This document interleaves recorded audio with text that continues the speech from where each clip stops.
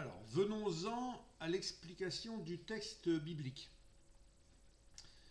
Adam, c'est l'homme et la femme, le genre humain. Il y a donc une parité parfaite entre l'homme et la femme.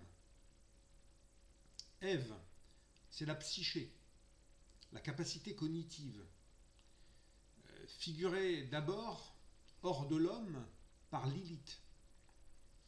Alors Caïn, c'est l'ego qui tue Abel le cœur.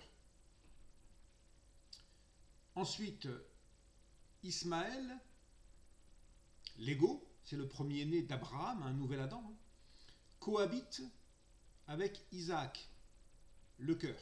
Ils cohabitent tout simplement. Alors plus tard viennent Jacob, le cœur, et Ésaü, l'ego. Ésaü, à qui revient la nourriture terrestre, les lentilles, le savoir-suffisance et l'eau de la soupe, la vie émotive. Alors le savoir-suffisance, c'est préalablement figuré par le fruit qu'Ève, la vieille psyché, donne à Adam et que Guillaume Tell pulvérise sur la tête du fils.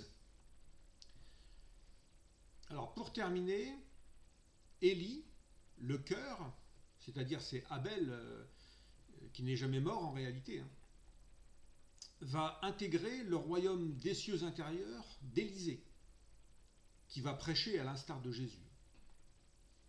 Alors pour le christianisme, Jésus prie, alors ça s'appelle la transfiguration, Jésus prie et apparaissent lors de sa prière Élie, le cœur, et Moïse, qui représente l'ego.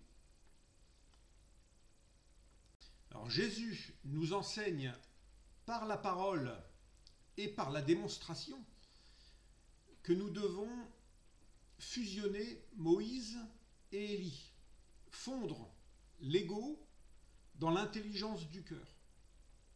Alors, la croix représente la vie et ses épreuves. Alors, un mot sur les éléments. Le feu avec F minuscule symbolise les épreuves. Et il n'y a pas de feu avec F majuscule, c'est-à-dire de divinisation, sans feu avec F minuscule, sans épreuve. Alors, Héraclès, dans le mythe grec, Héraclès qui se brûle sur le mont Euta, ça fait penser à Jésus sur le mont Golgotha, mais c'est une autre forme.